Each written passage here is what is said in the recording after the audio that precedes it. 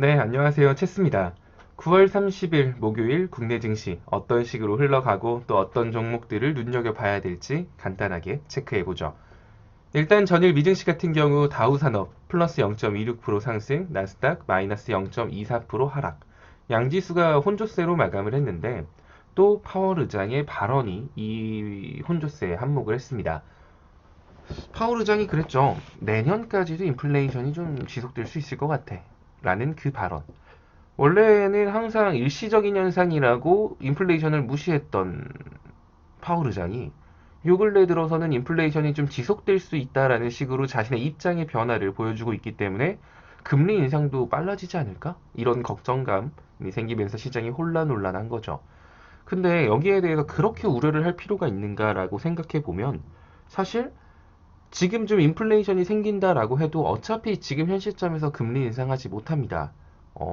빨라봐야 내년 상반기나 돼야 할까 말까인 상황이라고 보여지거든요. 당장 금리 인상 가능성이 높은 상황이 아닌 현 시점에서 파월 의장의 발언 하나로 이렇게 시장이 흔들리는 거 보면 이거는 사실 투매에 가까운 낙폭 아닌가라는 생각을 합니다.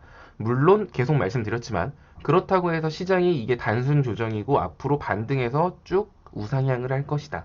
이런 건 아니에요. 계속해서 지속적으로 우하향할 가능성은 높습니다. 그거는 인지하시면서 기술적 반등은 계속 주기적으로 나올 거예요. 그 기술적 반등 구간에서 수익을 본다. 라는 생각으로 접근을 하셔야 돼요.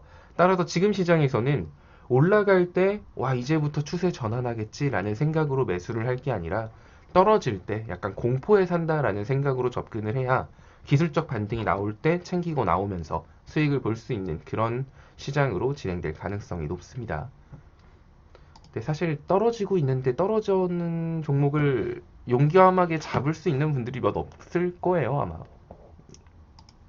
그렇다고 한다면 갑자기 돌발 이슈로 올라갈 수 있는 그런 종목군들을 잡는 것도 괜찮겠죠. 자, 일단은 나스닥 지수 위에 갭자리 만들어 놓고 121선 지지선 만들고 있기 때문에 뭐 아직까진 크게 걱정할 단계는 아니에요. 당연히 국내 증시 전일 미증시 혼조세였기 때문에 국내 증시도 약간 혼란한 모습을 보여줄 수는 있겠지만 어제처럼 그런 식의 하락장이 나올 가능성은 굉장히 적다라고 보여집니다. 자, 뭐 시장은 요 정도 체크하면 될 것 같고요.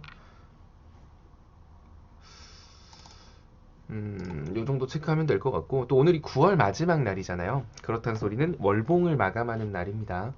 월봉을 마감하는 날이기 때문에 개별 종목들 월봉 차트 체크하시는 거 되게 중요할 거고, 자, 그리고 또 어저께 여러분들한테 또 말씀드렸던 지금 시장에서 그나마 갑자기 지속적 이슈로서 시세가 나올 수 있는 테마는 대북주라고 말씀을 드렸고, 어제 장중 리딩에서 결정을 좀 하라고 했어요. 여러분들이 손절하는 거 되게 힘들어하는 건 알겠어. 근데 일부라도 이렇게 떨어졌을 때 손절해서 현금을 들고 있는 게 아니라 자금의 이동을 하라라고 말씀을 드렸죠.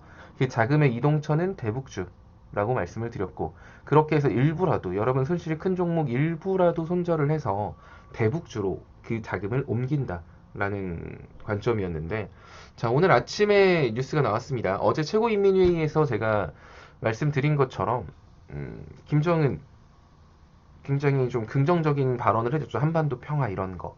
그러면서 이제 10월 달부터 다시 통신망 복원을 하겠다라는 걸 밝힌 만큼 금일 시장이 좀 혼조세여도 대북주 쪽으로 돈이 몰릴 가능성이 굉장히 큽니다.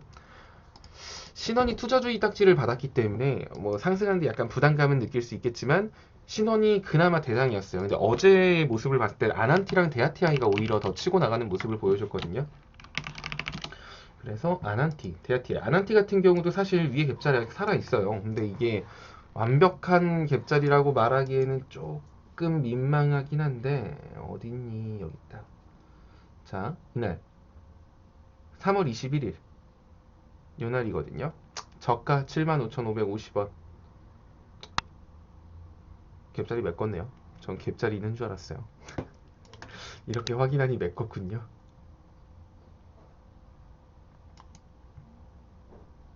네. 나는 뭘 본 거지? 자, 일단 아난티 같은 경우도 어저께 무너지지 않는 모습을 보여줘서 만약에 신원이 투자주의 딱지 붙어서 부담이 간다라고 하면 아난티나 데아티아 이쪽 그 중에서 아난티 쪽이 더 좋은 모습을 보여줄 가능성이 높습니다. 어차피 여러분들은 뭐 대북주 다 있겠지? 이 영상 보시는 분들은. 일신석재 말할 것도 없죠. 자, 그러면 이제 여러분들 중에 혹은 오늘부터 영상을 보시는 분들은 아, 그러면은 저는 대북주가 하나도 없는데 이런 거 갭 뜨면 잡지 말라고 했던 것 같은데 그러면은 저는 뭘 사요? 라고 하시는 분들은 일단은 경농이라던가 이런 종목 같은 경우는 아직 자, 경농 조비 자, 조비 경농 얘네들은 돌아가면서 약간 사료, 비료, 식량 지원 이런 쪽에 대해서 대장을 하는 친구예요. 인도적 지원 차원의 얘기가 나올 때마다 대장격을 할 수 있는 섹터이기도 한데 지금 어찌 보면은 다른 대북주들은 다시 전고점을 회복하는 움직임을 보여줬지만 이쪽 비료 섹터 같은 경우는 힘을 못 보여주는 상태거든요. 그리고 위에 갭자리 두 개나 만들어 놨어요. 만약에 내가 지금 대북주가 한 개도 없다 하시는 분들은 경농 같은 거, 경농이나 조비 종류 이런 얘들을 부담 없이 좀 모아 가시는 것도 나쁘지 않다라고 보고 있습니다. 근데 제 영상을 보신 분들은 일신석재, 데아티아이, 아난티, 신원 이런 얘들이 있겠지? 우리는 대장을 가지고 있는 분들이 많을 거예요. 특히 일신석재의 비중이 좀 크실 텐데 오늘 살짝 두근두근합니다. 시장에 갈 놈이 지금 딱히 없어요. 시장에 이슈가 없기 때문에 그래서 작은 뉴스 하나만 떠도 그쪽으로 돈이 집중되는 경향을 보여줍니다. 그렇다는 건 어떻게 보면 대북주 같은 경우는 지속적인 이슈잖아요. 막 계속 이게 진행이 되는 이야기예요. 막 북한이 통신망 복원했다. 그럼 우리나라에서 그럼 이산가족 상봉할래? 이런 식으로 서로 핑퐁을 하면서 계속 이슈가 끊이지 않고 나올 수 있는 거. 즉 이게 지속적 이슈인데 보통 다른 이슈 같은 경우는 순간적인 뉴스.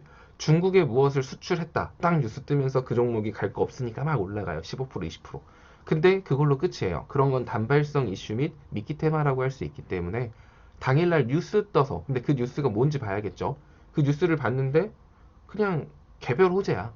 그냥 그 개별 호재인데 뭔가 명확한 결과도 아닌 것이 뭐 이렇게 잘 가 이런 느낌이 있는 종목들 있죠. 그런 종목들은 섣불리 추격 매수하면 그대로 윗꼬리에 물릴 가능성 높기 때문에 지금 시장에선 올라가는 종목에 추격 매수를 하는 거 되게 위험합니다.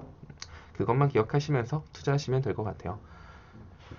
또 삼성전자, 하이닉스 이런 반도체 섹터에 대해서 부정적인 전망들이 쏟아져 나오고 있어요. 뭐 마이크론도 뭐 흔들흔들 TSMC 이것도 어쩌고 저쩌고 차량용 반도체가 이제 더 이상 뭐 공급난이 해소될 분위기다. 막 이런 뉴스도 나오고 디램 반도체 가격이 떨어질 것 같다라는 전망들이 속출하고 있는데 사실 이게 이제 차량용 반도체에 대한 공급이 이제 풀릴 것 같다. 공급이 원활해질 것 같아. 라는 뉴스가 나오는 거 보셨을 거예요.